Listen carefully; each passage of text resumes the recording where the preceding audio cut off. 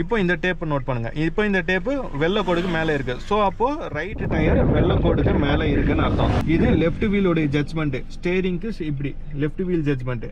இது டேஷ்போர்ட் சென்டர்லேருந்து நம்ம கணக்கு எடுத்தால் left side judgement. Left side judgement, left wheel judgement. இப்போது ஸ்ட்ரைட்டாக போனால் நான் என் ஒய்ஃபை இடிச்சிருவேன்.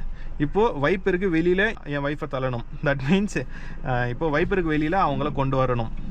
இப்போ நான் ஸ்டேரிங்கை ரைட் சைடில் திருப்பி இப்போ பாருங்கள், டேப்புக்கு வெளியில் அந்த வைப்பருக்கு வெளியில் நான் என் ஒய்ஃபை கொண்டு வந்துட்டேன். இப்போ நாம் அப்படியே ஸ்ட்ரைட்டாக போனால் பயப்படாத நில்லு நில்லு நில்லு நில்லு நில்லு.